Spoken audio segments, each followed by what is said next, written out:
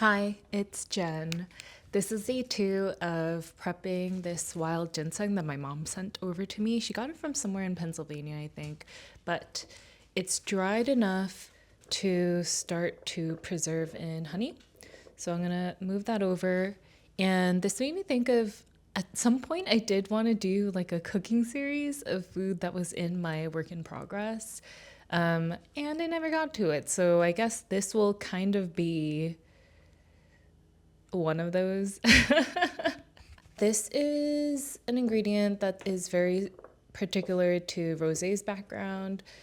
She works at an apothecary, and I'm still debating where I want wild ginseng to come in because it is a pretty important part of Korean traditional medicine, but still sorting those details out. And in the meantime, I've been having fun preparing this and getting into the mindset of what would it have been like to think about this type of medicine, prepping these types of ingredients, so on and so forth, cleaning it, all of that.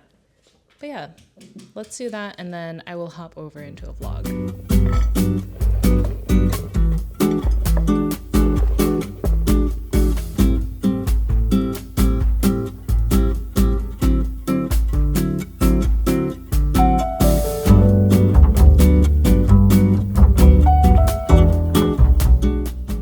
Hi, I am starting over. This is Jen. Welcome back to my channel.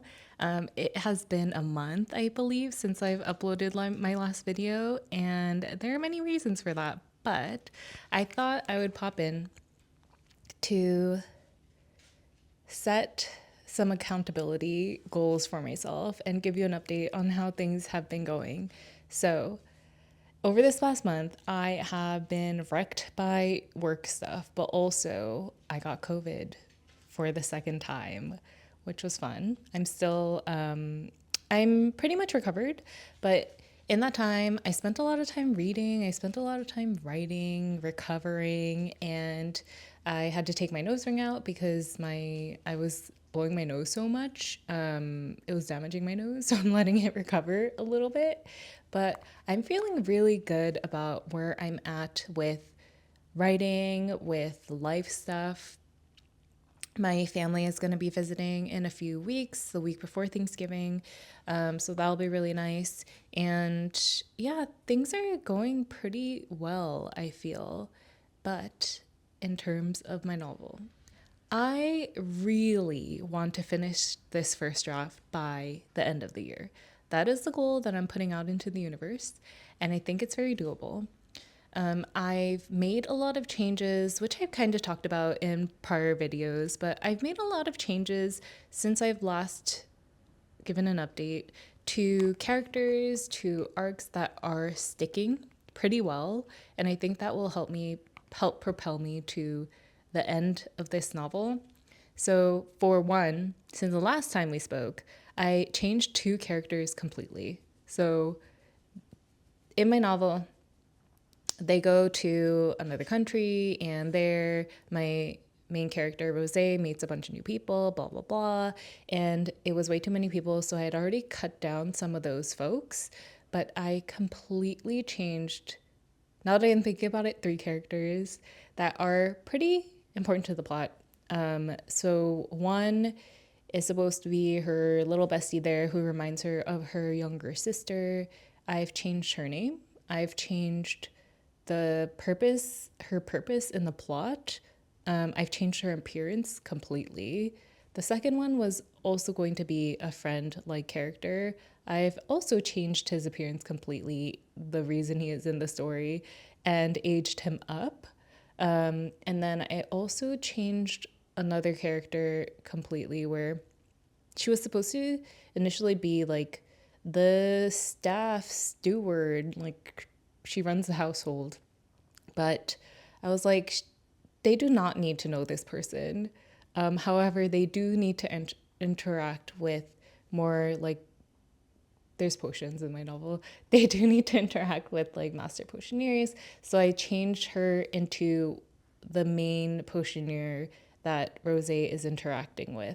And I also changed her appearance completely because I wanted to have like more mothers in the novel, and a statement about motherhood, because Rose has a very tenuous relationship with her mother and the idea of motherhood, and I wanted that to be to be a bit of a more positive portrayal of how far mothers will go for their children. So this lady is pregnant and she is going to play into a part of that. So I'm having a lot of fun with where things are going. I feel really good about the words that I'm putting down, the progress I'm making. I feel good about some of the decisions I've made with pacing as well. So I feel confident that I can get this done by the end of the year. I just need to buckle down. I only have 2 months. I've basically written up to the midpoint, and I have some, like, I do have things past that. I had some trouble with, like, is this actually the midpoint, or do I need to make this, is this actually towards the end of the second act? But I'm not going for perfection here. I just want to make sure that I have the scenes that I need to bring me to the end. And then with the editing process, I can take a step back and do more significant dev edits. Not that I have not dev edited this novel to death at this point, but I also will have the week between Christmas and New Year's off. So that's going to give me a lot of time to just like hunker down and get this book done. So I believe in myself. And what a good way to start a new year, right? So this is my resolution.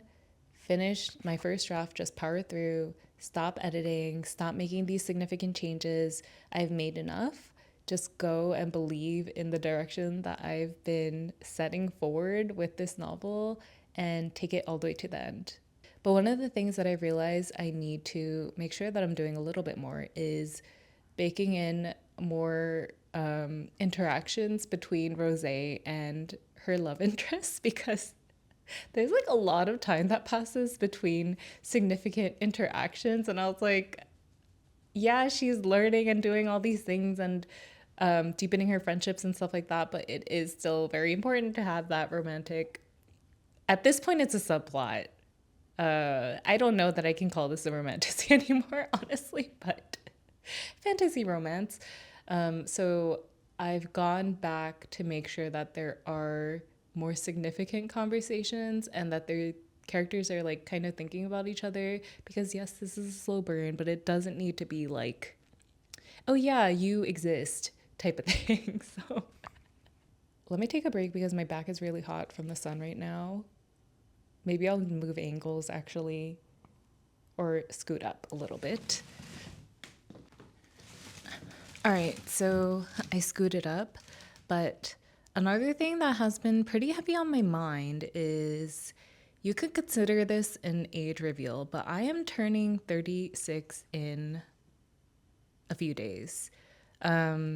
And I don't honestly care that much about my age. I didn't have any of those like, oh my God, I'm turning 30, or oh my God, so on and so forth. But it is weird to me to think that in a few years I will be 40.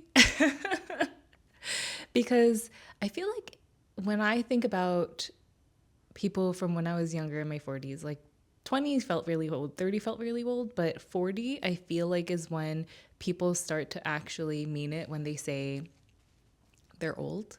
And there are all these complicated feelings I have about it, because career-wise too, like ageism is a thing. You kind of start to age out of certain roles after a certain point, where like if you haven't hit a certain title at work, you kind of get pushed out and you are vulnerable to getting laid off because you have been around a long time and you are making more money potentially than other people. And so it's easier for you to get pushed out versus if you haven't established yourself, versus someone who is younger and getting paid less. And maybe your company thinks that let's just make do with that. And then it becomes all that harder to get a new job. So that is something that I'm thinking about. I am pretty well established in my career, but and I've survived several rounds of layoffs at various companies that I've worked at, but still, it's kind of scary to think about. But other than that, like separately, I was thinking of like if I continue to pursue writing and I really make a good go of it, there is no way I'm going to be publishing a book any earlier than my 40s, which is also like not weird but interesting to me because I feel like I don't know, it's just something that really solidifies this number in my head. It feels a lot more concrete. And I don't think I'll change so much as a person in the next 4 years that I don't think it'll be the same as me going from 26 to 30.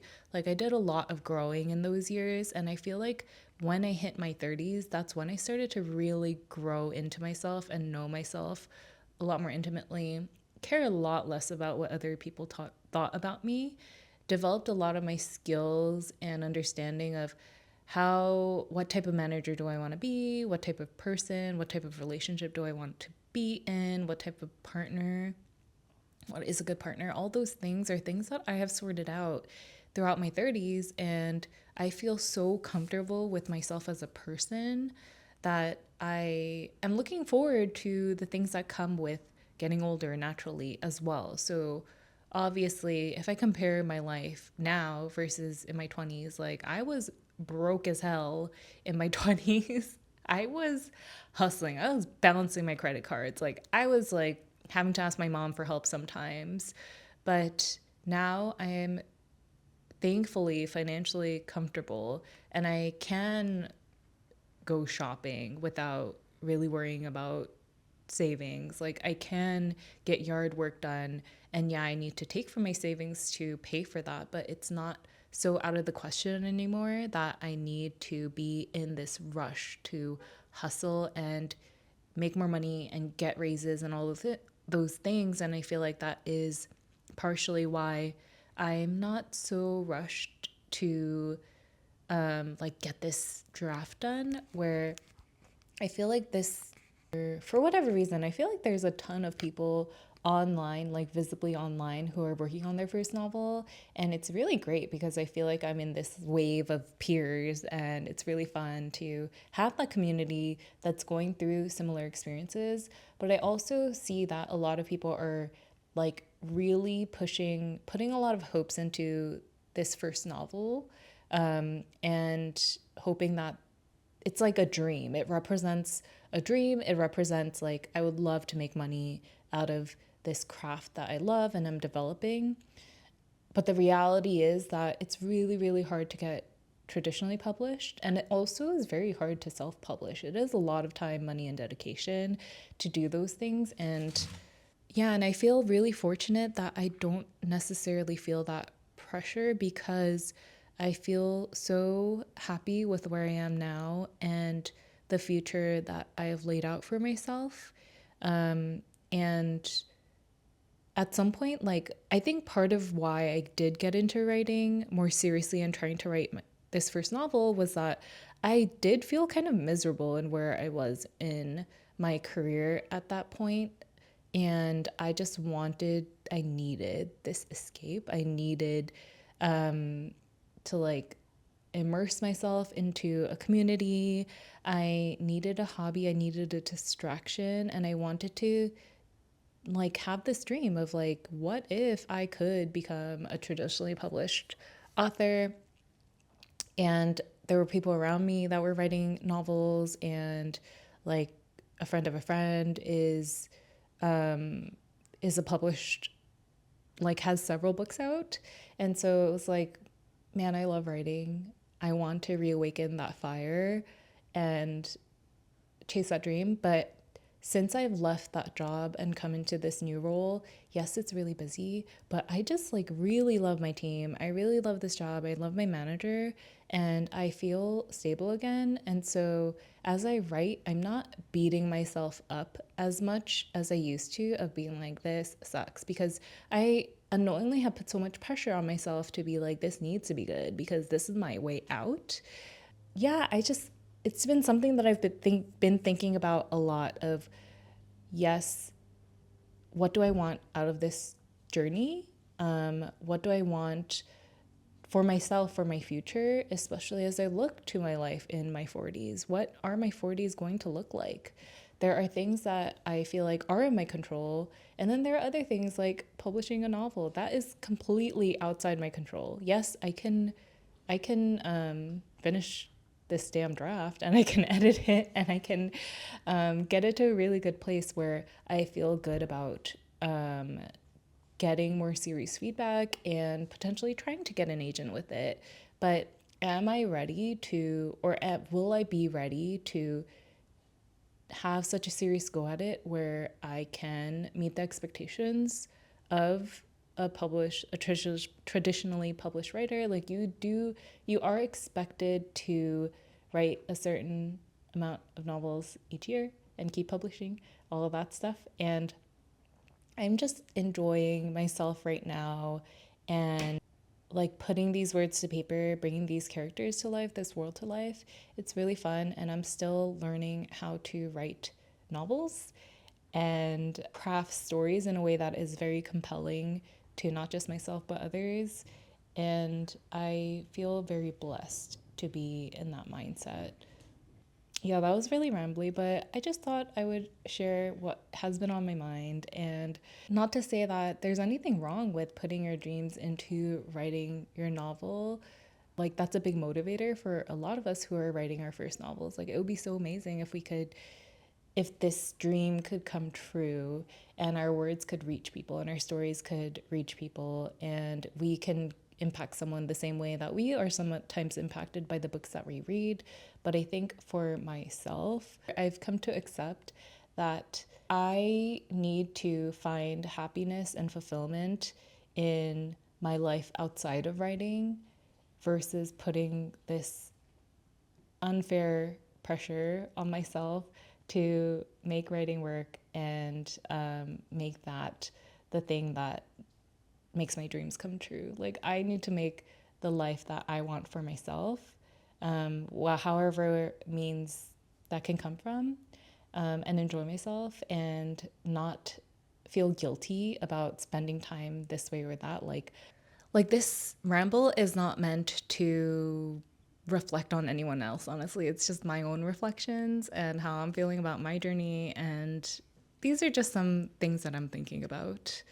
And as we head into the end of the year and whatever we're calling November novel writing month, whatever the new word for it is, good luck to everyone. And I hope that you're getting what you want to get out of your journey, whether it is with writing or through your career or life or what have you. Yeah, my well wishes to everyone, and I hope we can talk soon.